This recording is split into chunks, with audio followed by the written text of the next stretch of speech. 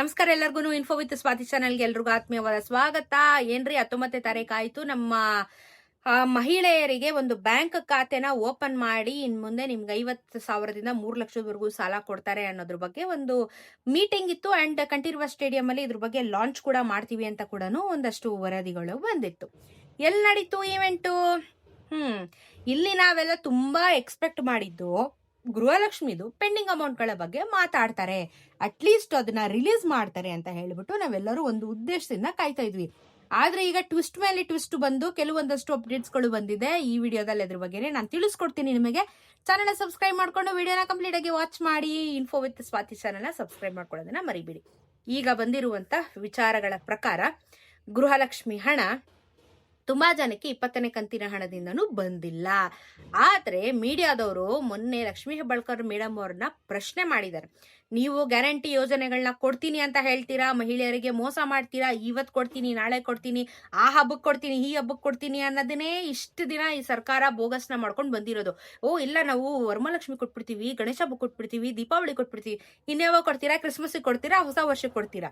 So ಈ ತರ ಎಲ್ಲ ಮಾಡ್ಕೊಂಡು ಬಂದಿರುವಂತ ಸರ್ಕಾರ ಈಗ ಜನಸಾಮಾನ್ಯರು ಕೋಪ ಮಾಡ್ಕೊಳ್ಳೋದಲ್ಲ, ಮೀಡಿಯಾದವರೇ ಅವ್ರ ಮೇಲೆ ಕೋಪ ಮಾಡ್ಕೊಳ್ಳುವಂತ ಪರಿಸ್ಥಿತಿ ಬಂದ್ಬಿಟ್ಟಿದೆ. ಯಾಕಂದ್ರೆ ಅವ್ರ ಆತರ ಹೊಟ್ಟೆ ಉರಿಸ್ತಾ ಇದಾರೆ ಜನಕ್ಕೆ.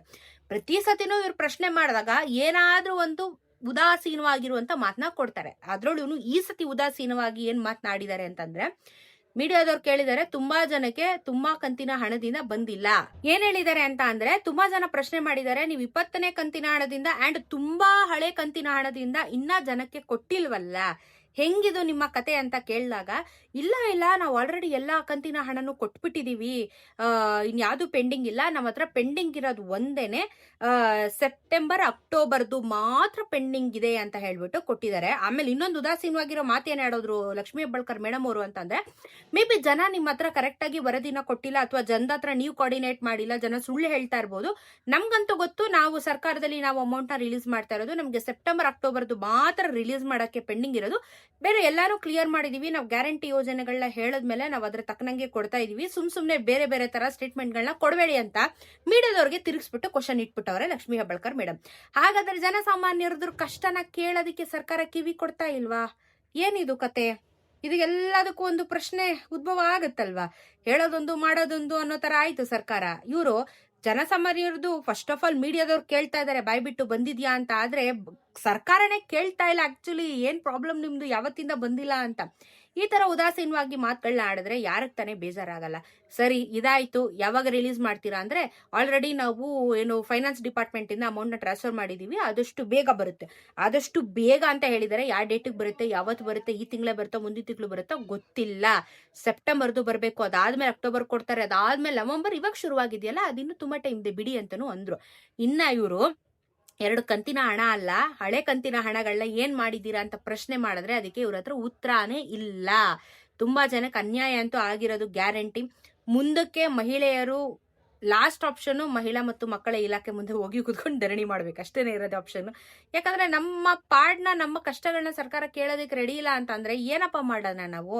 ಮೀಡಿಯಾದವ್ರ ಮುಂದೆ ಒಂದ್ ಸುಳ್ಳು ಹೇಳ್ತಾರೆ, ಜನಸಾಮಾನ್ಯರ ಹತ್ರ ಜನಸಾಮಾನ್ಯರು ಸುಳ್ಳು ಹೇಳ್ತಾರೆ. ದುಡ್ಡು ಬಂದಿದೆ ಅಂದ್ರೆ ಬಂದಿದೆ ಅಂತಾರೆ, ಬಂದಿಲ್ಲ ಅಂದ್ರೆ ಬಂದಿಲ್ಲ ಅಂತಾರೆ. ಬಂದ್ರೆ ಖುಷಿ ತಾನೆ, ಸುಳ್ಳು ಯಾಕೆ ಹೇಳ್ತಾರೆ ಬಂದಿಲ್ಲ ಅಂತ?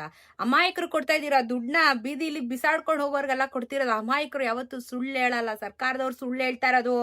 ಯಾಕಂದ್ರೆ ನಿಮಗ ಅದ್ರ ಬಗ್ಗೆ ಲೆಕ್ಕ ಇಲ್ಲ. ಅಮಾಯಕರಿಗೆ ಅಷ್ಟು ಮ್ಯಾಟ್ರ್ ಆಗುತ್ತೆ 2,000 ರೂಪಾಯಿನು. ಅರ್ಥ ಮಾಡ್ಕೊಳ್ಳಿ ಸರ್ಕಾರದವರು. ನಿಮಗ್ ಬೇಕಾದಂಗೆ ಬೈಕ್ ಬಂದಂಗೆ ಸ್ಟೇಟ್ಮೆಂಟ್ಗಳನ್ನ ಕೊಡ್ಬೇಡಿ. ತುಂಬಾ ತಪ್ಪು ಮಾಡ್ತಾ ಇದ್ದೀರಾ. ಬದಲಾಯಿಸ್ಕೊಳ್ಳಿ, ಬದಲಾಗಿ, ಇಲ್ಲಾಂದ್ರೆ ನಿಮ್ಮಿಂದ ನಮ್ಮೆಲ್ರಿಗೂ ತೊಂದರೆ ಆಗುತ್ತೆ. ಇದು ಯಾವಾಗ ಕೊಡ್ತಾರೆ ಡೇಟ್ ಅನ್ನೋದ್ರ ಬಗ್ಗೆ ಮಾಹಿತಿ ಇಲ್ಲ. ಬಟ್ ನಲ್ಲಿ ಫೈನಾನ್ಸ್ ಡಿಪಾರ್ಟ್ಮೆಂಟ್ ನಿಂದ ಬಂದಿದೆ, ಅತಿ ಶೀಘ್ರದಲ್ಲಿ ಕೊಡ್ತೀವಿ ಅಂತ ಹೇಳಿದ್ದಾರೆ. ಬಟ್ ಡೇಟ್ ಅಂತೂ ಫಿಕ್ಸ್ ಆಗಿಲ್ಲ.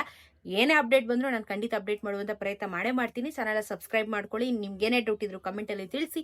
ನಿಮ್ಮ ಅನಿಸಿಕೆ ಏನು, ಈ ತರ ಸ್ಟೇಟ್ಮೆಂಟ್ಗಳು ಕೊಡ್ತಾ ಇರೋದ್ರ ಬಗ್ಗೆನೂ ಕಮೆಂಟ್ ಅಲ್ಲಿ ತಿಳಿಸಿ. ನೋಡೋಣ, ಈ ತರ ವಿಡಿಯೋಗಳಾದ್ರೂ ಸರ್ಕಾರಕ್ಕೆ ರೀಚ್ ಆದ್ರೆ ಅಟ್ಲೀಸ್ಟ್ ಅವ್ರಿಗೆ ಅವಾಗಾದ್ರೂ ಬುದ್ಧಿ ಬರುತ್ತಾ ಅಂತ ನೋಡೋಣ. ಅಟ್ಲೀಸ್ಟ್ ಜನಸಾಮಾನ್ಯರ ತೊಂದರೆನ ಅವ್ರು ಅರ್ಥ ಮಾಡ್ಕೊಂಡ್ರೆ ಎಲ್ಲರಿಗೂ ಹೆಲ್ಪ್ ಆಗುತ್ತೆ. ಸೊ ಸಿಗೋಣ ಮತ್ತೊಂದಷ್ಟು ವಿಡಿಯೋ ಒಂದಿಗೆ. ನಮಸ್ಕಾರ.